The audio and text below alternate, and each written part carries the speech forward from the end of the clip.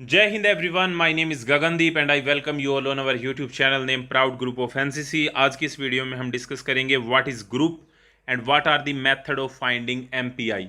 ये आपका weapon training का जो चैप्टर है उससे रिलेटेड क्वेश्चन है और उसमें ये पूछा गया सबसे पहले तो ग्रुप या ग्रुपिंग हम किसको बोलते हैं और दूसरा एमपीआई को फाइंड आउट करने के क्या क्या मेथड होते हैं। तो देखो मैं आपको पहले आसान लैंग्वेज में समझा देता हूँ, फिर मैं आपको बताऊंगा अच्छे से। आपको पता है कि जब भी हम फायरिंग करते हैं तो हमको टारगेट मिलता है एक 1/1 का, ठीक है। अब 1x1 का जो हमको टारगेट मिलता है, हमको बुलेट मिलती है, हमको वेपन मिलता है, हमने फायरिंग की। तो फायरिंग की, मान लो एक बुलेट यहाँ पे लगी, एक बुलेट यहाँ पे लगी, एक यहाँ पे लग गई, एक यहाँ पे लग गई, एक यहाँ पे लग गई। इस तरीके से हमने फायरिंग की और इस तरीके से बुलेट जाके लगी टारगेट के ऊपर। तो ये जो बुलेट्स का जो जहाँ पे लगी हैं, ये जो पैटर्न बना है, इसी पैटर्न को हम क्या बोलते हैं, ग्रुप बोल देते हैं। इस पैटर्न को हम क्या बोलते हैं, ग्रुप बोलते हैं या ग्रुपिंग बोलते हैं। ये ग्रुपिंग होती है। अब दूसरी बात आती है कि एमपीआई क्या होता है। एमपीआई की फुल फॉर्म होती है mean point of impact. Mean point of impact वैसे एक अलग वीडियो के अंदर मैंने अच्छे से समझाया है, उसका लिंक जो है मैं डिस्क्रिप्शन में दे दूंगा कि एमपीआई क्या होता है।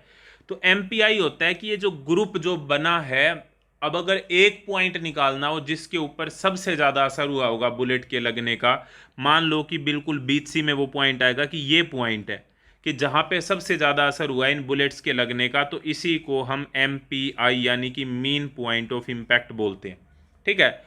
अब क्वेश्चन ये है कि ये एमपीआई हम निकालते कैसे हैं, हमको कैसे पता लगेगा कि कौन सा पॉइंट है जिसके ऊपर इम्पैक्ट पड़ा है, मीन पॉइंट ऑफ इम्पैक्ट जो है। तो यही यहां पे हम बताने की कोशिश करेंगे। सबसे पहले तो ग्रुपिंग क्या होती है।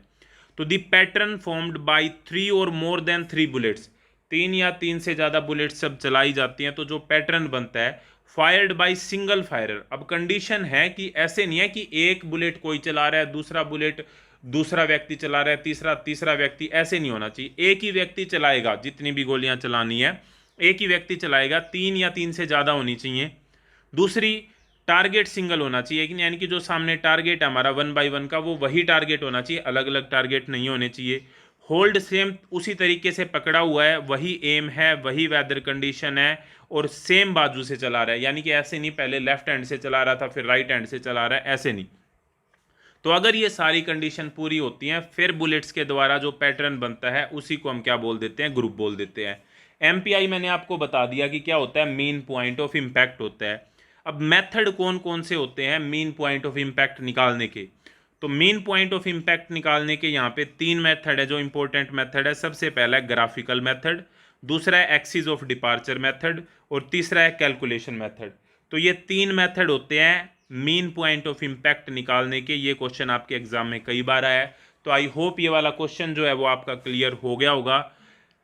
आपका कोई भी और डाउट है, कोई भी ऐसा क्वेश्चन है एनसीसी का जो आपको समझ में नहीं आ रहा है, तो वो आप कमेंट बॉक्स में कमेंट करके मुझे बता सकते हैं। और इस तरह की और वीडियो के लिए आप चैनल के साथ जुड़े रहिए। नेक्स्ट वीडियो तक जय हिंद, जय Bharat. Thank you very much.